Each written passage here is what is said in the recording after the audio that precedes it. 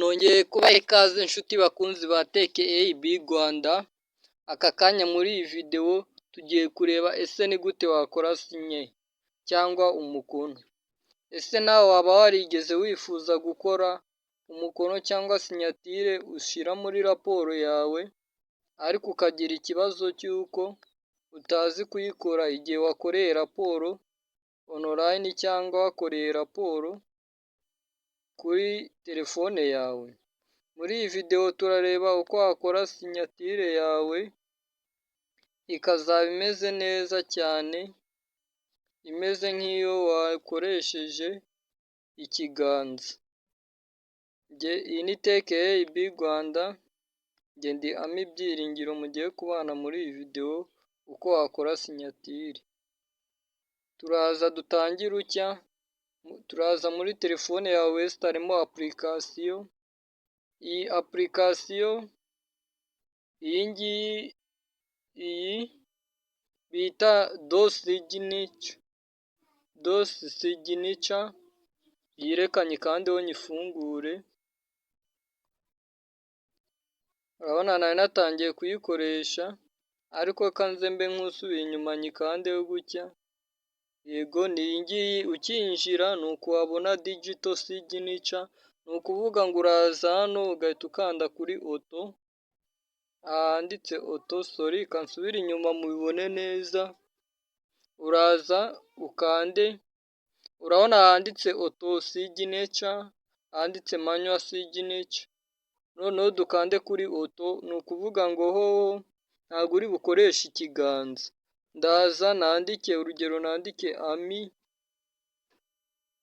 nindangiza nkande oke. Urabona ni sinyatire, sitayiro ya sinyatire. Urabona ushobora gushyiraho akarongo munsi, ushobora kuyigira bodi, ushobora kuyigira itarike, biterwa n'uko ubishaka.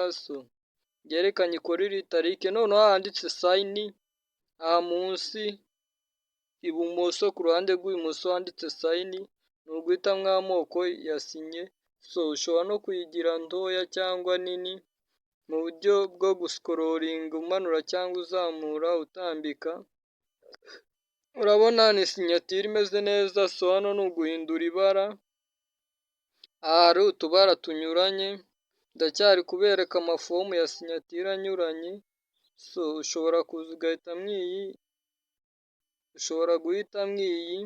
Ndakwibutsa ko iyi sinyatire umaze kuyikora, izi ni sinyatire washyira muri dokima wakoreye muri Google Docs, wakoreye muri ma PDF anyuranye, ukazongeramo nabyo. Muri videwo tuzareba uko wategura raporo imeze neza. Nyuma yo gutegura raporo tuzahita tureba uko washyiramo na sinyatire yawe. Urugero mpisemo iyi. Urabona ni sinyatire nziza cyane, ngira ngo urayibona, ni sinyatire nziza cyane. Noneho turaza sayini twayivuyeho na kara, amabara na sitire twayivuyeho, twabonye ko ushobora guca umurongo cyangwa ntuwuce. Noneho tugiye kuza hano kuri egisipoti.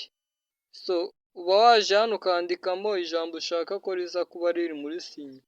Aha ngaha niho ubyandika. Noneho iyo urangije uraza hano iburyo, aka kantu mubona, aka tugakanzeho. Urabona baratubwira guhereza izina siginica yacu. Niturangiza duhite dukanda kuri oke. Ubu byabaye sinyatire yacu twamaze kuyikora. Reka tuze turebe muri galari ko yagezemo. Ngira ngo urayibona hano muri galari.